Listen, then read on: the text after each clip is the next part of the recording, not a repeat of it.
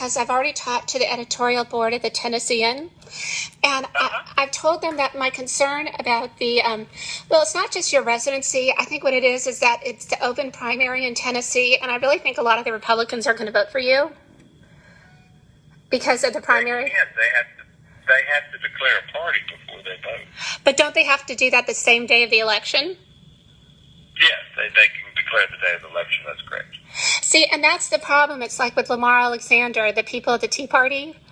They're upset because Democrats can vote for Lamar and they can get away with it.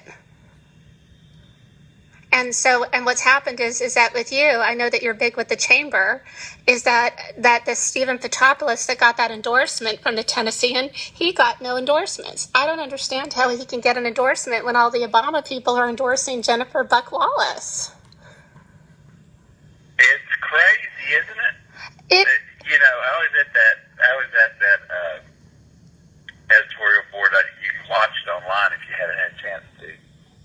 The interview, and there was this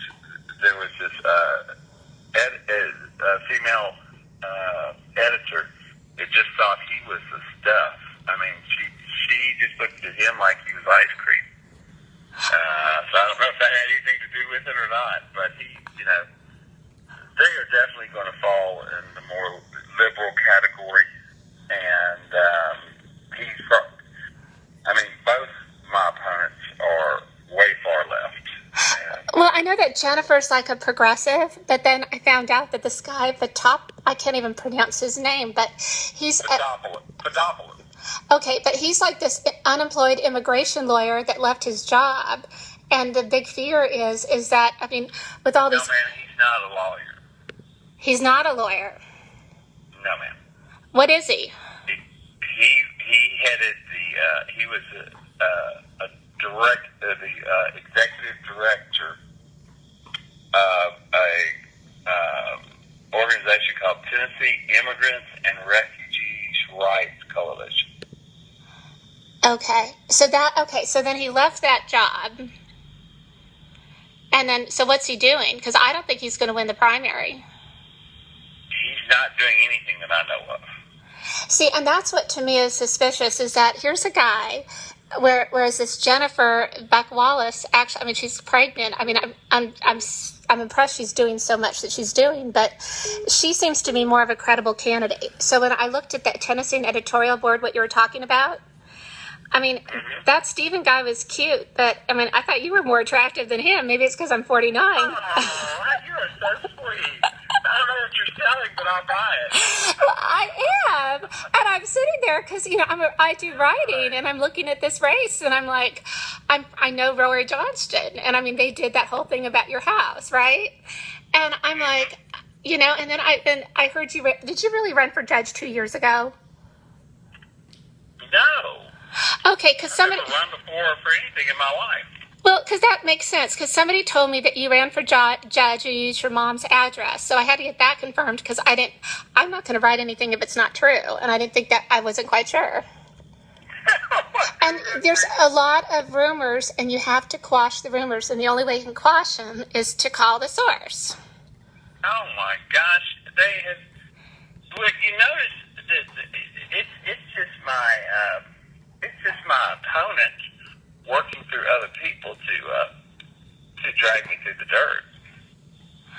See? I mean, so my question first, Jennifer is your real opponent, though, right?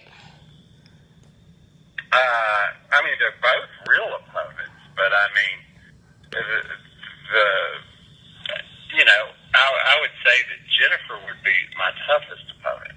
Thank you, because, well, it makes sense, because I looked at her endorsers, right? And this Stephen guy had no endorsers until the Tennessean endorsed him. So I've been really an advocate with the whole Mississippi race, with the Thad Cochran. And, they're talking about crossover votes, and I believe that there's going to be crossover votes because Republicans are going to want you to win. But I think that Davidson is a very, Democratic county, is that correct? That's correct, and this is a very Democratic district. So, and the thing is that, don't you think a lot of this comes down to business and who business wants to win? I'm sorry, I didn't hear you. Don't you think this whole thing has to do with the people that the businesses want to win, the chamber? The chamber wants you to win because they need people that they know will help them. Whereas Jennifer's a progressive. I'm not affiliated with the chamber, other than being the president of our local chamber, which isn't, politically involved. But did they ever get grant money from the state? Ma'am? Did your chamber ever get grant money during the Bredesen administration? Did my chamber, the Madison, remember that Madison coalition thing that you did to get projects? The Madison coalition. I'm not sure what you're referring to. Okay, I thought on your bio it said that you were part of a chamber-related group that collected money for projects like grants and things to help the city. No. I don't know what you're. So you've never done that. So, first of all, Madison's not a city. It's not incorporated. It's all under Davidson County Metro. So you never participated to try to get federal or state funds for that? For the city? Yeah. No. It's not a city. Metro Davidson County takes care of all the things for. But you never had. But at federal, city, or state, you never tried to get money, right? I mean, I don't know what you're referring to. Well, all the ECD money, the Economic Community Development money, right, under Matt Kisper and Reagan Farr, in 2007, you led some committee, and I was told that you got money from Kisper and Farr and the ECD for that region. Is that not true? I'm not sure what you're referring to. I mean, the only ECD money, tell me what that is. Economic and Community Development. You mean the people who bring jobs? Yes, that's who they are. Yeah. Okay, no, ma'am, we never got. I've never. Because it was on one of your bios. That's why I was confused. And then I have sources from. On my bio? No, economic. No. Is there another Beck in Tennessee? I mean, I'm beginning to think people that are giving me information are looking at a different person, because you do not.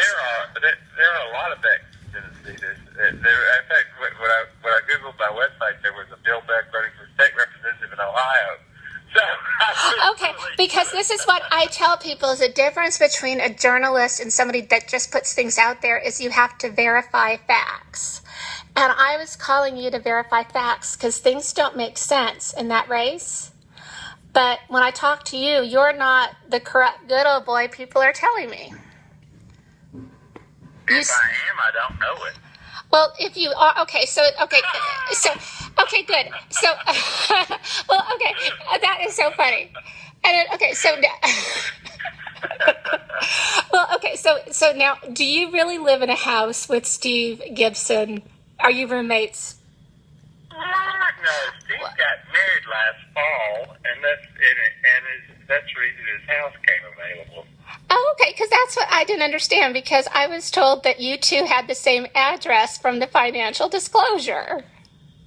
Well, we did, because he used to live there, and he hadn't changed his checks. But he lives with his wife out in Antioch. Okay, because I got a call from one of your voters telling me that you were gay. Yeah, I saw that email today. And I said, I got to verify this, because if you really are gay, there's nothing wrong with being gay. But I got to verify this because I've got now a person at the national level that wants to do a story. And I'm like, I'm going to make sure that it's true. I mean, this is ridiculous, because I've heard about 6 things about you, and I only think 2 of the things are true. Oh, I've seen all those horrible emails, and they're not worth responding to. Well, good. Well, sir, you know what? I just want to say that, so you really do live at 808, right? And you're not sleeping with Steve Gibson. He's not.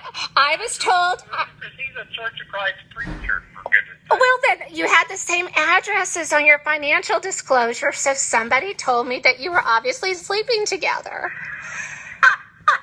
And then they're telling me about your wife at TBI, and I said, okay, I'm going to find out what's true and what's false. And My wife does work at TBI. Okay, well, see, I have been talking to some people, FBI, about human trafficking, and they've been able to refuel at Pilot Flying J. So there is that issue, and the issue is that the TBI has not been as forceful with human trafficking and sexual, trafficking. But My wife worked very hard against human trafficking.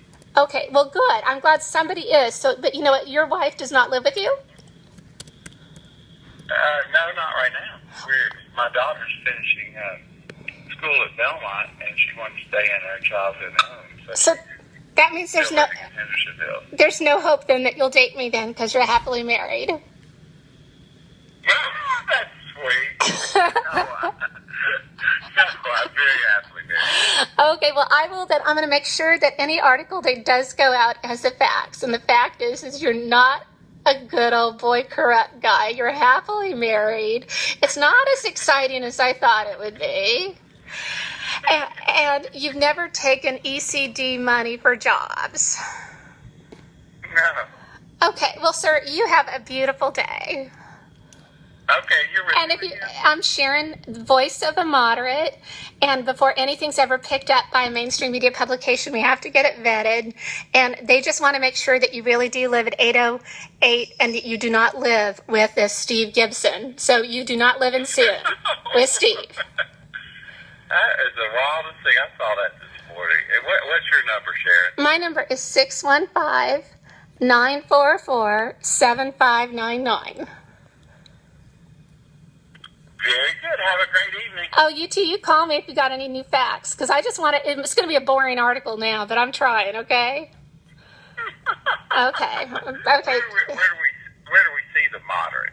Oh, you go voiceofamoderate.com, and it's a new website that September it's going to be launched. But there's a prototype out right now, so it's Voice of a Moderate, and you're going to see it. But the new thing that's coming out in September is going to be about all the primaries, the open primaries versus a closed primary and what happens. And I'm doing that article, and I'm gathering the research, and I've heard so many things about you. I thought, my God, you're a space alien, homosexual, illegal loving slumlord. I mean, the things I was told about you. I don't know where that came Well, from. so do you own 60? It's just dirty politics. Okay, so my question, do you really own 60 properties? No, wish I did. How many do you own? Somewhere around 20. Okay, so see, now I was told you own 60 property and you were renting them out to illegal, and I'm like, I'm waiting for the spaceships to land.